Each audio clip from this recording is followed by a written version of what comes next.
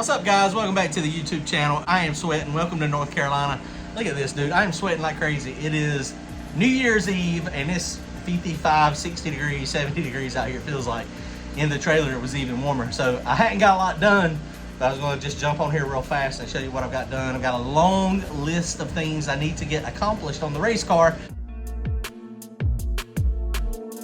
Not all going to happen today. It's already almost 4 o'clock.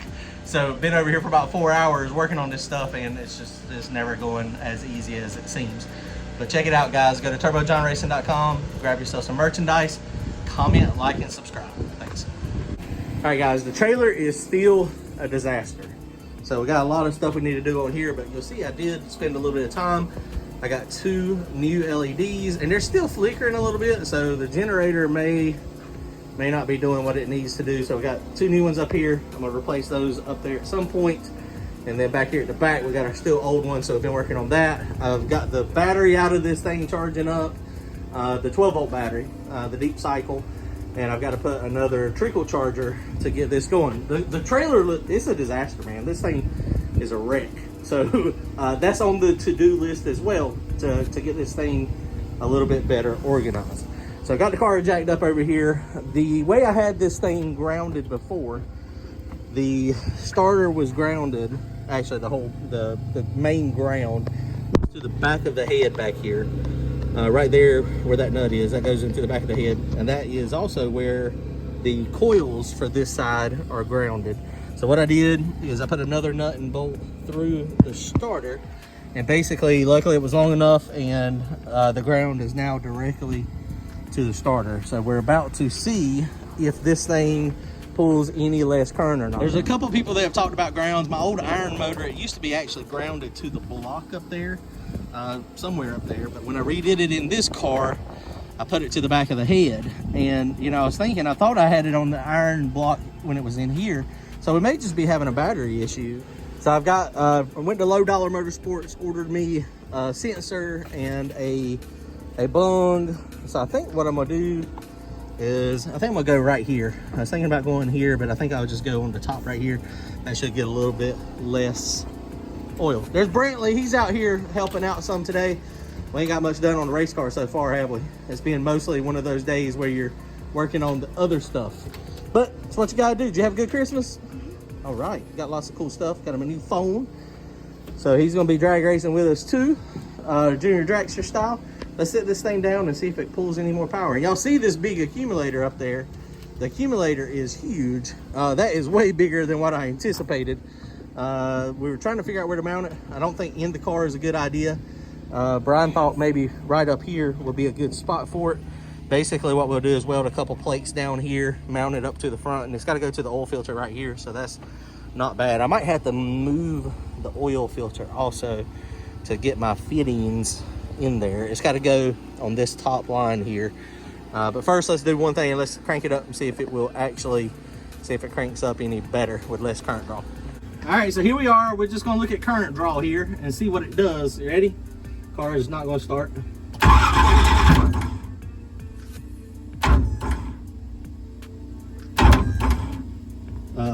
Oops, we got a problem.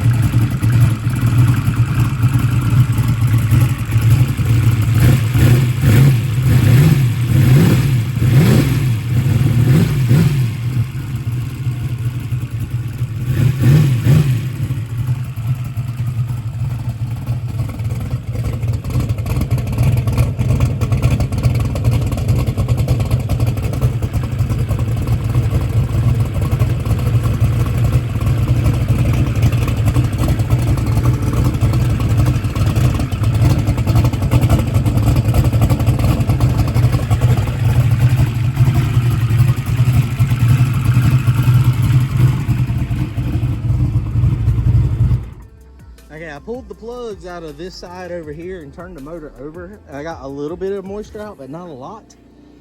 So I don't know, it's possible. I ain't never had it happen. This is aluminum block under the bottom of the car, under the engine. Like I said, it's really warm out here. It's probably 65 degrees out here now. So with it being so warm, the motor being so cold, tons of condensation on everything. So maybe it was condensation that kind of, I mean, it locked it up. I don't know. Or maybe I've got a seeping head gasket. It's very possible. So what we're going to do, I mean, I don't see any air bubbles or anything coming out of the tank. It does have antifreeze in it, so it didn't freeze. It looks like the amp draw is about the same as it was. So being on the back of the head versus being on the starter itself made no difference. So yeah, so that didn't make any difference, but that's fine. It's one of those things. It is what it is. We may just have a bad cell in the battery. So I'll probably try to pull that battery. I might go ahead and take the battery out, get it back in the trailer, take the battery out, and then send it off and see if they can look at it. Or I might just go ahead and put a big AGM style battery back in it. Just put it in the back. So yeah, I don't know. That was a little weird. You know, copperhead gaskets, sometimes they seep, and sometimes they seep into the actual engine. We got water in the heads and in the block, so that is a possibility. I get some block seal and see what it does. Let's try to crank it again.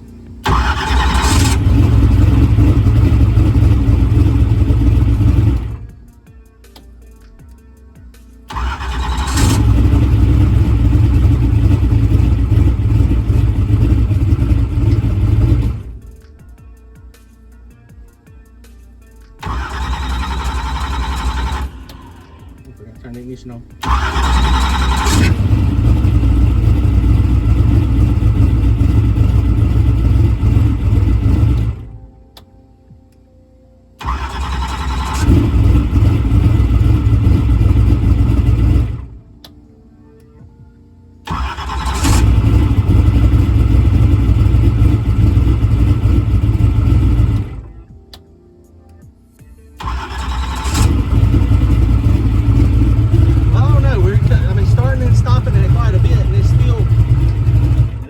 Problem starting it.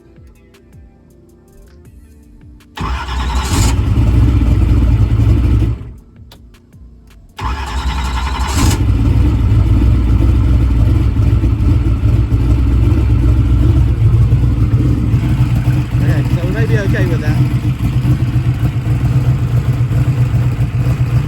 Okay, so now I'm gonna take this valve cover off real fast and go drill it, tap it. Actually, I'm gonna just weld the bone in it. I got the bone, may as well weld it in there. And then I gotta do the 5-volt wiring for it. I don't know if all that'll happen today. This is definitely not getting put on today. All right, so let's see what kind of fuel pressure it makes. Just adjusted the timing too, so I don't know if that's gonna work or not. I turned the starting timing down from 22 to 16 also. So let's see what it does. There's oil pressure and fuel pressure.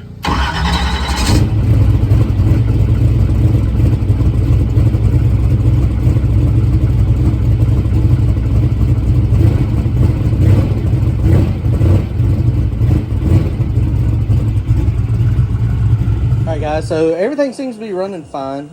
Sounds a little funny, honestly. It sounds like maybe it was a little too lean. It did lean out to about 6.0. I got some copper bars leak stuff, so we just shake it up good.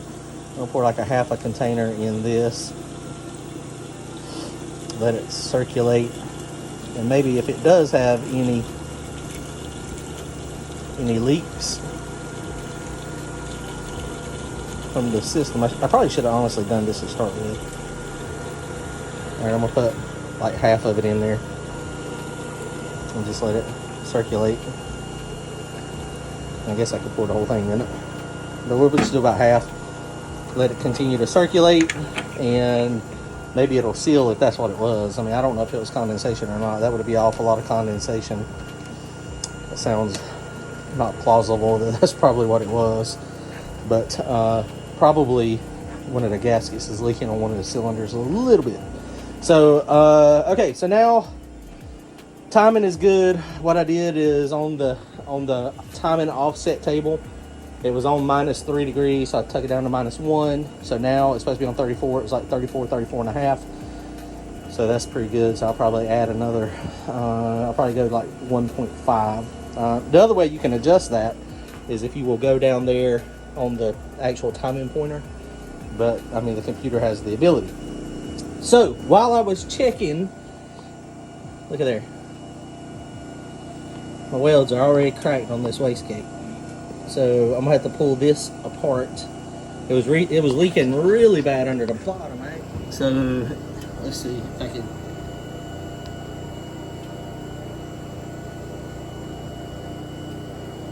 Can't really see where it's leaking at, but you can see it's definitely cracked up here. So it's definitely cracked on the bottom as well. So this is one of the problems with stainless steel is it doesn't bend. Mild steel will bend a little bit. So probably, you know, it's not very far off of there, but this wastegate is kind of heavy. I'll probably have to do some type of support. I'm gonna do a big fat weld on it and see if we can make it hold. This other one doesn't seem to be cracking or having any issues that I can tell. Not yet anyway, but I remember people having issues and what's that? I don't know what that is. Okay, well, I'm gonna pull the valve cover off, go ahead and weld that while I'm here. Go ahead and let that run for a little while and cycle through the system. It should be making it all the way down in the block, definitely in between the block and the heads. The bars leak, so we'll let that go. We still got a lot to do. Man, it's never ending, guys. I decided instead of putting the vent over here on this side, we put it over on that side, the bung, we welded it on. Looks pretty decent, not bad. Brantley's taking this wastegate off. The good thing about this, where it's broken, okay, just push that down. Okay, now try to pull the V band off. Might have to get a flathead screwdriver. It's stuck. Go get a flathead. So we're going to take the wastegate off of it, and then we'll take this 2 V bands off, and then we'll go ahead and get this ready to weld. So it shouldn't be too bad. Decided to put this back here on the valve cover. Welds turn out okay, not terrible. It's a pretty decent location, I think. Maybe up there it won't get a lot of oil splash, which I don't guess it matters. It's gonna be reading vacuum. And so we'll hook all this back up. I was going to put it in the cap here, but I decided that might be more problems. So yeah, not gonna do that. All right, guys. Well, that is off. So this is the top side where you can see, but look at the bottom. It is cracked, terrible. So I may go ahead. Motion Race Works. They make a stainless one that is beefier, and basically you don't have this little joint right here. And what it does is it overlaps. So instead of welding right there, you weld it out here. I may go ahead and order me one of those, and because this is, I can see it being a problem. I could probably make some type of triangle or something to support this with a piece of stainless. I don't know if I want to do that though. I think I'm gonna just order one of those Motion Race Works, one of the weld-on flanges, and cut this one off and do it. All right, guys, one of the other things I got when I got my low dollar stuff in is I went ahead and got these pre-wired connectors.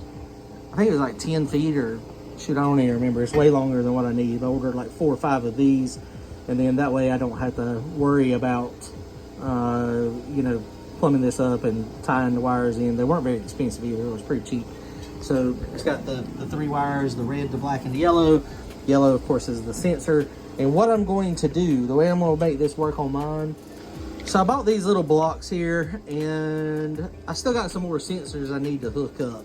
So I need to hook up my shock sensors. I need to hook up front wheel speed sensor. So I need to have some things to where I can supply a 5 volt from the Holly and a negative for the sensor ground. So the Dominator's got that ability. So what I'm gonna do is, there's a lot of people that don't like this. I don't know any way other to do it. What I'm gonna do is come out of the Holly, one of the outputs will give me a 5 volt sensor, and then I'll have a 5 volt ground. And I'll mount these up so it'll go from here to the Holly, one of these terminals.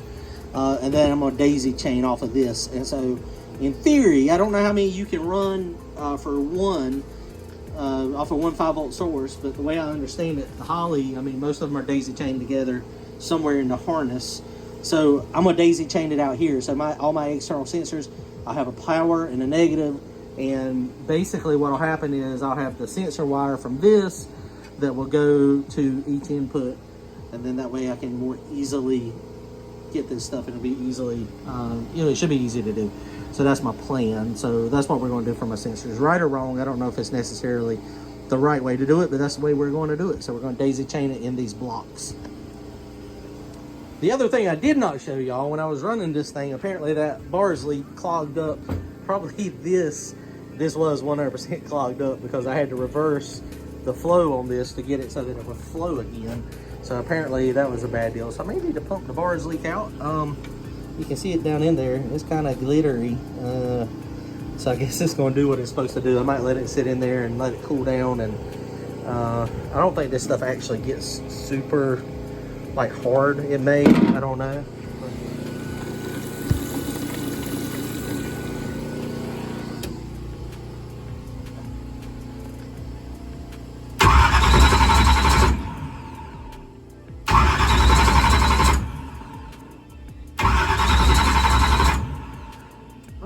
Maybe we're okay. Maybe we're okay with the battery. I think we might be. I mean, it has a big initial drop, but it comes back up to 12.